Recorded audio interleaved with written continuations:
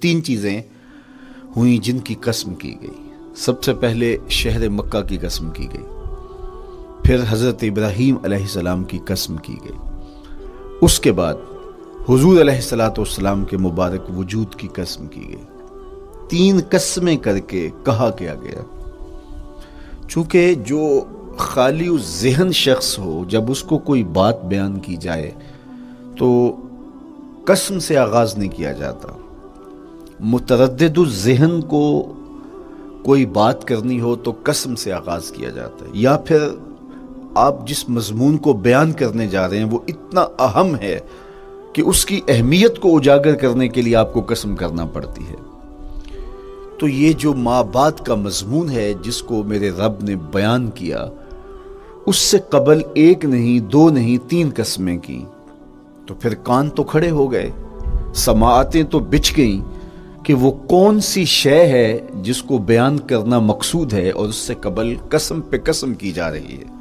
قسم محبوب شہر مکہ کی، قسم محبوب تیرے والد بزرگوار حضرت ابراہیم علیہ السلام کی، اور قسم تیرے پاکیزہ وجود کی۔ اب انسان بالکل سماعتیں بچھا کے منتظر ہے کہ قسم کی کس بات کی جا رہی ہے، کس بات پہ قسمیں ہو رہی ہیں۔ تو جواب آیا، قسم محبوب شہر مکہ کی جس میں آپ رہتے ہو، قسم آپ کے والد بزرگوار حضرت ابراہیم علیہ السلام کی، اور قسم آپ کے پاکیزہ وجود کی۔ لقد خلقنا الانسان فی کبد، ہم نے انسان کو مشقتوں میں رہتا پیدا کیا ہے۔ یعنی انسان کی زندگی کے اندر مشقتیں، مشکلیں، آلام، مصائب،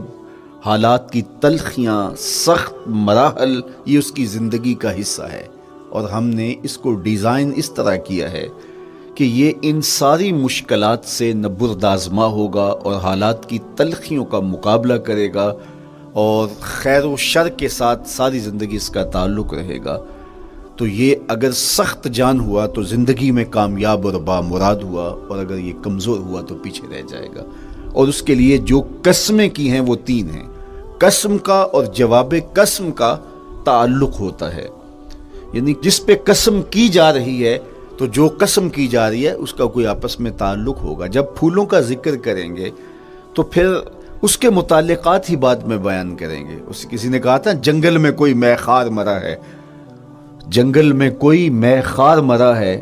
اسے انگور کے پتوں کا کفن دو۔ میاں جنگل میں مرنے والے شخص کو کسی اور درخت کے پتوں کا بھی تو کفن دیا جا سکتا ہے، لیکن صاحب مرنے والا مے خار ہے، اور شراب کشید کی جاتی ہے انگور سے، تو اس کو تو ٹھنڈ تب بھی پڑے گی کہ انگور کے پتوں کا کفن دیا جائے۔ تو مناسبات ہوتی ہیں۔ تو اب جب قسم کی گئی تو قسم تین چیزوں کی گئی، اور اس کی جواب قسم سے مناسبت کیا بنتی تھی؟ انسان کو مشقتوں میں رہتا پیدا کیا گیا، حالات کی تلخیوں سے گزرتا ہے، سخت تربیتی مراحل سے اس کو گزرنا پڑتا ہے۔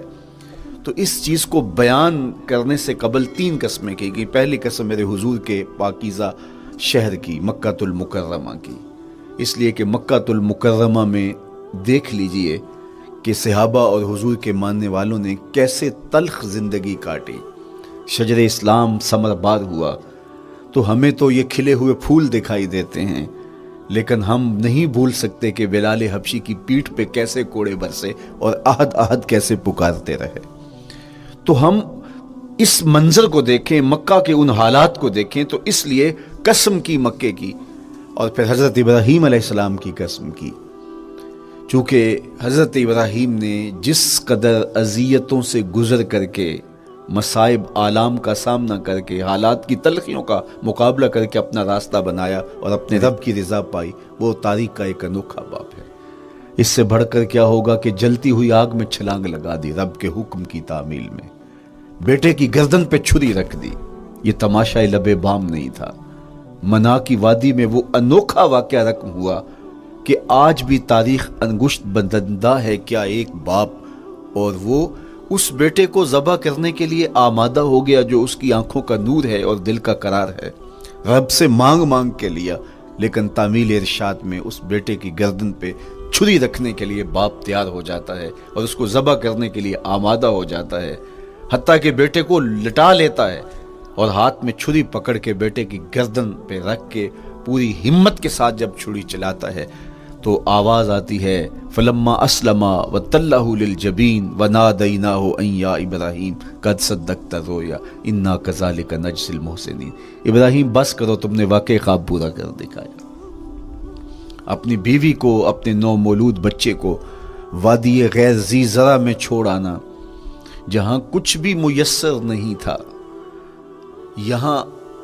آپ کو آپ کے ماں باپ چھوڑ کے جاتے ہیں۔ ایک خوبصورت آسودہ ماحول ہے،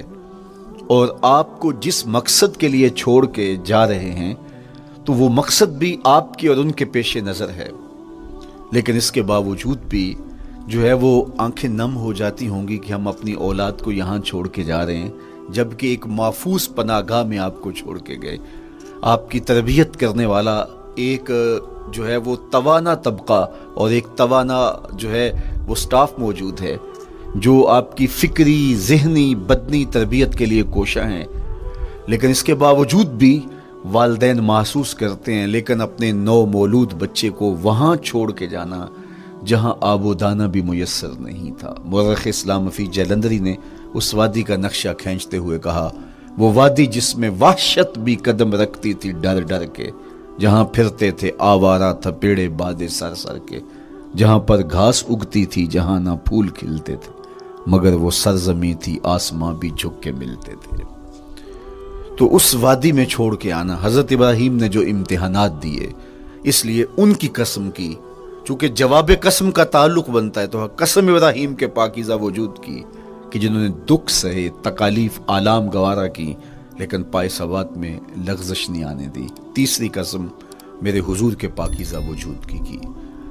فرمایا جتنے دکھ مجھے دیے گئے، جتنی اذیتیں مجھے پہنچائی گئیں، اتنی کسی کو نہیں دی گئیں۔ پیدا ہوئے تو حضور کے باپ کا سایہ سر پہ نہیں تھا، پھر اس کے بعد حضور مختلف مراحل سے گزرے۔ 6 سال کی عمر میں ماں کا انتقال ہو گیا۔ جب راہ حق میں لوگوں کو دعوت رشد و ہدایت دینے نکلے تو جو لوگوں کے رویے تھے اور جو اذیتیں لوگوں نے پہنچائیں وہ ایک الگ باب ہے۔ مکے کی گلیوں سے لے کے طائف کے بازاروں تک جن اذیتوں سے میرے حضور گزرے، ام المومنین سیدہ عائشہ رضی اللہ تعالیٰ عنہ فرماتی ہیں ایک دن حضور کی بارگاہ میں حاضری تھی تو ہم نے عرض کیا حضور کیا احد کے دن سے سخت دن بھی زندگی میں کبھی گزرا ہے؟ صحابہ کی نظر میں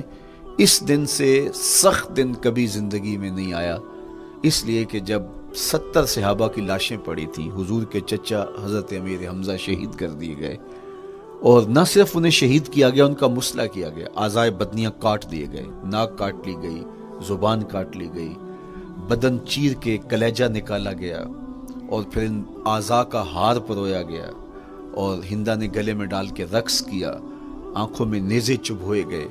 تو یہ دردناک دن تھا۔ تو حضور کے سر انور پہ سفید رنگ کی پٹی بندھی تھی اور چشمان رحمت میں آنسو تھے، اور بار بار فرماتے تھے ما فعل امی، میرے چچا کی کہانی سناؤ۔ تو یہ دردناک دن تھا جو صحابہ نے اپنی آنکھوں سے دیکھا۔ تو انہوں نے کہا حضور کیا احد کے دن سے سخت دن بھی کبھی زندگی میں آیا؟ ان کا خیال تھا کہ حضور فرمائیں گے ہاں یہ میرا زندگی کا مشکل ترین اور سخت ترین دن تھا، لیکن حضور نے فرمایا ہاں عائشہ، جب طائف کے بازاروں میں تیری قوم نے مجھے پتھر مارے تو یہ دن احد کے دن سے بھی سخت تھا۔ حضور ان کے 3 سرداروں کے پاس پیغام حق لے کے گئے، لیکن انہوں نے آگے سے جو رویہ اختیار کیا وہ اتنا اذیت ناک تھا۔ حضور نے فرمایا کہ ٹھیک ہے، میں تمہاری خیر خواہی کا جذبہ لے کے تمہارے تک پہنچا ہوں، تم نے میری دعوت کو قبول نہیں کیا، تمہاری مرضی، تمہارا مقصوم، چلو اب یہ بات میرے اور تمہارے درمیان رہنی چاہیے، اس بات کو راز رہنا چاہیے، اہل مکہ تک یہ بات نہ پہنچے۔ انہوں نے کہا ہم کیوں راز رکھیں،